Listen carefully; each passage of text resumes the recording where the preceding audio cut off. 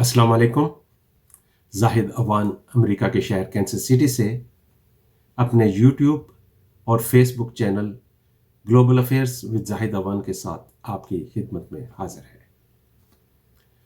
गुज़श्ता programme में मैंने आपको पाकिस्तान में होने वाली हाइब्रिड जंग के बारे में बताया था और ये जंग उस वक्त तक जारी रहेगी जब तक पाकिस्तान तरक्की की शाहराह पर गामज़न रहेगा।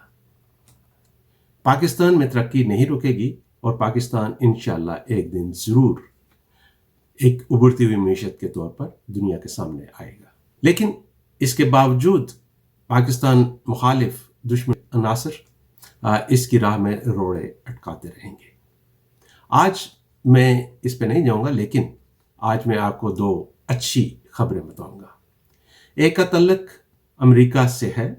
अमेरिका के नौमुंतखब सदर जो बाइडन ने व्हाइट हाउस के लिए एक आला ओहदे पर एक मुसलमान खातून का इंतखाब किया है।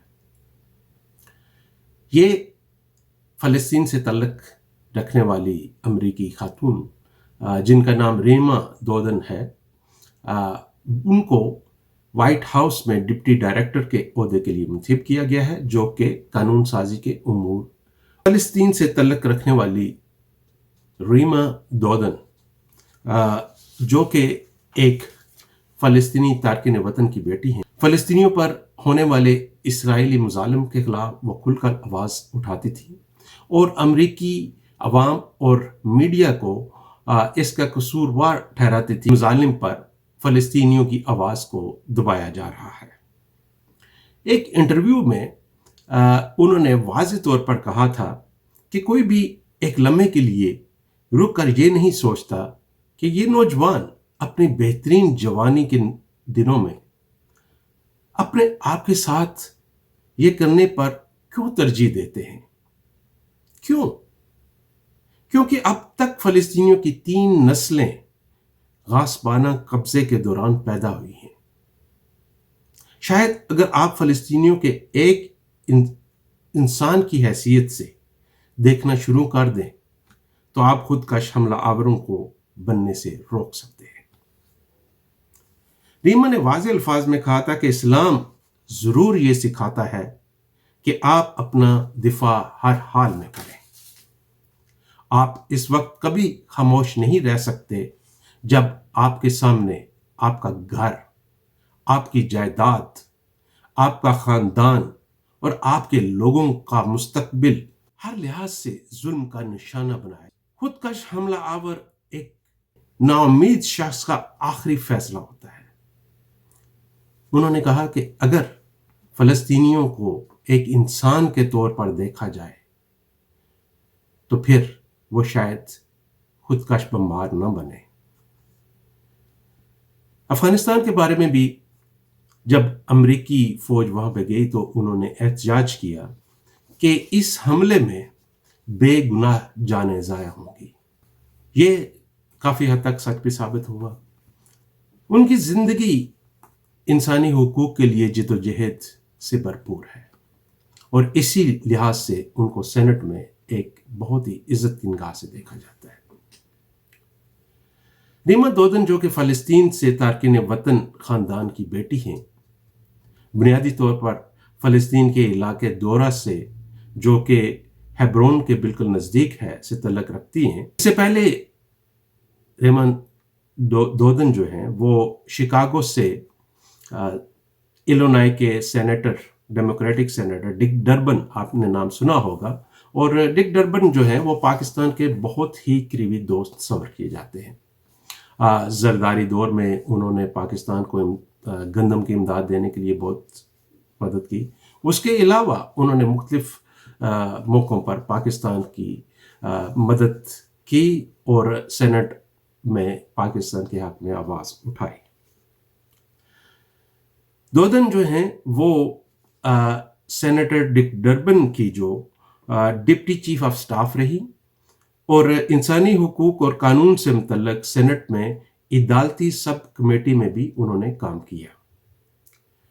वो शिकागो के पास Urbana Champaign University of Illinois और बर्कले में यूनिवर्सिटी ऑफ कैलिफोर्निया से फारिग तहसील है।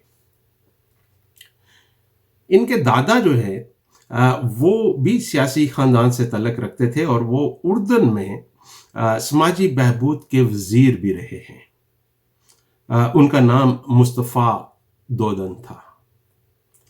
اس خاندان نے فلسطینیوں کے لیے بہت کام کیا اور ہمیشہ فلسطینیوں کے حق میں آواز بلند کی۔ اب دیکھنا یہ ہے کہ زندگی بھر انسانی حقوق اور بالخصوص مظلوم فلسطینیوں کے حقوق کی جنگ لڑنے والی ریما اقتدار کے ایوان میں پہنچنے کے بعد کیا کرتی ہیں۔ وہ فلسطینی اور کشمیری مظلوم عوام کو ان کے حقوق دلوانے کے لیے بائیڈن حکومت میں کیا کام کرتی ہیں اور اپنے صلاحیت کیسے منواتی ہیں، یہ وقت بتائے گا۔ لیکن اس وقت ایک مسلمان کی حیثیت سے ہمیں یہ خوشی ہے کہ ایک مسلمان کو وائٹ ہاؤس میں ایک اعلیٰ عہدے کے لیے منتخب کیا گیا ہے۔ ہماری طرف سے ریما دودن کو مبارک۔ دوسری خوشخبری جو میں آپ کو بتانے لگا ہوں، اس کا تعلق پاکستان سے ہے۔ جی ہاں، پاکستان کی برآمدات میں تیزی سے اضافہ ہو رہا ہے اور صرف اکتوبر کے مہینے میں اس میں 24.8% اضافہ ہوا ہے۔ اس ماہ کے دوران 1 ملین ٹن سے زیادہ کا سامان برآمد کیا گیا، جبکہ ستمبر 2020 کے دوران یہ مقدار صرف 8,20,000 ٹن تھی۔ برآمدات سے حاصل ہونے والی آمدنی میں بھی اضافہ ہو رہا ہے اور یہ شرح 19.7% تک اوپر گئی ہے۔ ستمبر 2020 کی 27.78 ملین ڈالر کے مقابلے میں اکتوبر میں 33.24 ملین ڈالر کا ریونیو حاصل ہوا ہے۔ سب سے زیادہ خوشی کی بات یہ ہے کہ گزشتہ سال کے مقابلے میں اس سال پاکستانی اشیاء کی برآمدات میں 36.7% اضافہ ہوا ہے۔ پاکستان میں سیمنٹ کی صنعت بھی برآمد میں بہت آگے ہے۔ 3.23 ملین ٹن سیمنٹ جو ہے وہ 105 ملین ڈالر کی آمدنی ہوئی ہے، جبکہ اس کے مقابلے میں پچھلے سال یہ شرح 24 ملین ٹن تھی اور آمدنی صرف 94.4 ملین ڈالر تھی۔ یہ اچھی خبریں ہیں۔ پاکستان ترقی کی طرف جا رہا ہے، پاکستان کی صنعت ترقی کر رہی ہے، پاکستان میں ٹیکسٹائل کی انڈسٹری بہت ترقی کر رہی ہے۔